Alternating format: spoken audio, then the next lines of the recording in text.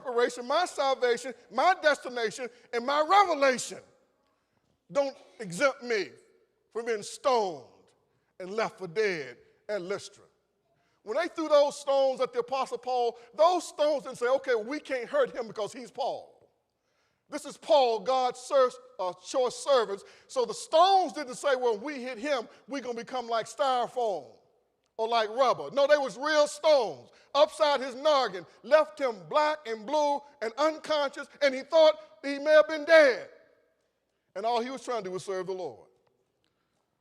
So even his divine revelation, which could have caused him to become exalted, didn't exempt him. Instead, it becomes a part of his humiliation.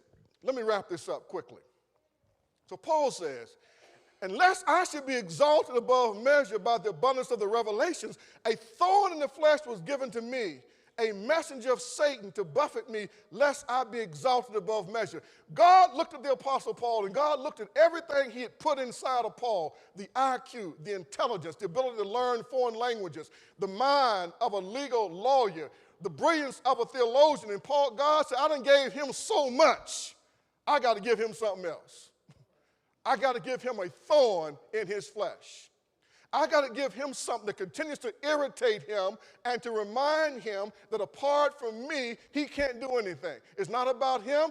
He cannot do anything. So Paul says, I got a thorn in the flesh, and it wasn't given to me by the devil. It was allowed by God. God allowed it.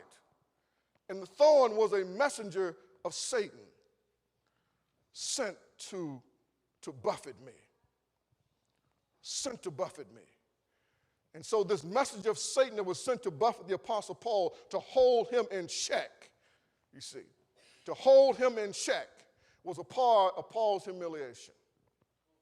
It was part of his humiliation to keep him humble before God. There were also three other things that were part of Paul's humiliation. The first of all is that most theologians who've written about him said he was not attractive physically. He wasn't very good to look at in terms of his physical appearance. And the Corinthians talked about that. He said, man, Paul can write.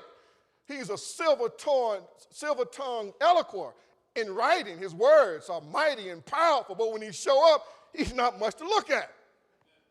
As a matter of fact, it has also been suggested that he wasn't a great public speaker from the standpoint of being like Aquila and Priscilla, like Aquila. He wasn't a great speaker. He wasn't a great orator like Apollos. The ability to wrap words up in such a way to draw word pictures and to move people with his words. You know, he's a brilliant mind, a theologian. He's making the theological arguments. So when you read his writings in the book of Romans, the greatest treatise about salvation ever written. When you read Ephesians, the greatest theological trust about predestination, foreordination, and about the mystery of the church, it comes from a brilliant theological mind, the Apostle Paul. But apparently he wasn't a great speaker, so his physical presence wasn't that impressive. And then thirdly, he just became so unpopular that nobody wanted to hang out with him. Because everywhere he went, a riot broke out. Because he was a truth teller. And truth, by its very definition, is inflammatory. I think it was George Orwell who said it best. He says, in a world of mass deception, the truth teller sounds like a revolutionary. In a world of mass deception, when people stand on the scene and try as best they can to articulate the unadulterated truth, they're the ones who sound like the militant. They're the ones who sound like the revolutionary. I was in a meeting the other day of the top people on the workforce investment system. And I'd written a paper and submitted them a paper and said, look, West Virginia is on the precipice of an economic catastrophe, of an economic crisis, and it's going to be driven by the workforce. And I laid out something I've been working on for 5 or 6 years, looking at and analyzing the workforce. We have the lowest workforce participation rate in the country. The unemployment rate is almost irrelevant. What's important is workforce participation. How many people are actually working? So there's 1.8 million people in West Virginia, but there's only 798,000 of them working. So 798,000 people are working, and they're working to support another 1.1 million people. Do you understand what I'm trying to tell you? We have this great, what they call transfer payment. 1 in 4 people in West Virginia are receiving some type of transfer payment. That means they're receiving TANF, they're receiving some type of Medicaid, they're receiving some type of Social Security benefit. 1 in 4. And the Secretary of Tax and Revenue said it will be 1 in 3 people in the next 10 years. So 1 in 3 people will be receiving some type of income for not doing any type of work. We are the oldest workforce in the country and getting older. Baby boomers will retire in unprecedented numbers over the next 10 to 15 years. Therefore, there will be depletion of the workforce. And when people retire, their taxable income goes down. So therefore, the state, which is struggling right now to generate tax revenue, will generate less tax revenue when those of you who are now in your peak earning years retire, your taxable income goes down. Fewer tax dollars coming in. On top of that, we have one of the highest out-migration rate of educated, talented people leaving. Young lady right here, brilliant mind, went to Morgantown to go to school and didn't even unpack all of her bags because she had no intention of coming back to West Virginia. Why? Because there are so few opportunities for progressive thinking people, particularly from the minority community. So we're losing the brain trust of young, brilliant people that we're educating with tax dollars through the promised scholarship, but most of them go somewhere else to work. Not only that, the age of the workforce, we're the most unhealthy workforce in the country. We have the highest prescription drug rate in the entire United States of America. And if you read the paper closely, we've created a clandestine drug cartel of illegal narcotics from Florida to Huntington. So much so that the governor went down to the Huntington and made some big break proclamation. He's going to lock them up and put them on a hard work detail. This is depleting the workforce, the age of the workforce, the health of the workforce, people leaving the state. And we have the lowest immigration rate, net zero, of people trying to come here. Nobody's breaking their neck to come here. Are y'all listening to me?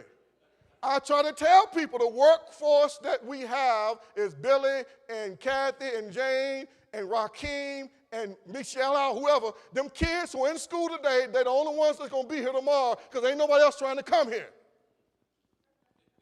Let me tell you what, this is serious. And nobody can refute it. What they did instead, they just ignored me. They ignored me.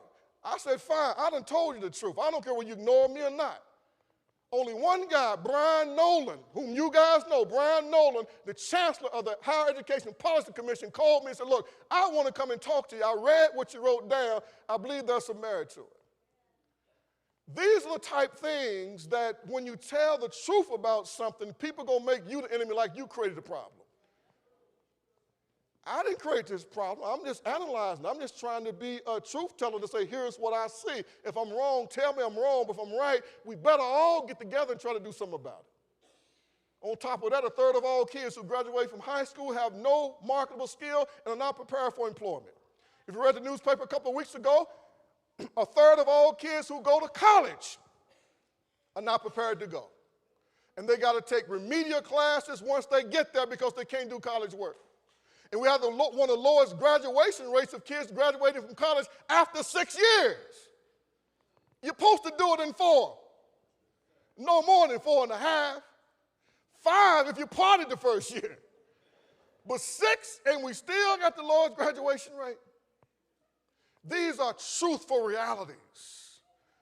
So if you want to know why I try to put education right up there, right below salvation, because without education, a capitalistic freedom market, global economy, where people in other countries are willing to work, we better figure out how to do it and be prepared to do it. Otherwise, those of us who are working, our taxes are going to go out of the roof to pay for those who are not working. These are truthful realities that are often rejected and people don't want to hear, but it's the truth nevertheless. Well, Paul's humiliation led to his brokenness before God. And as I conclude with this point, Paul decided, well, I may as well turn my struggle into my friend.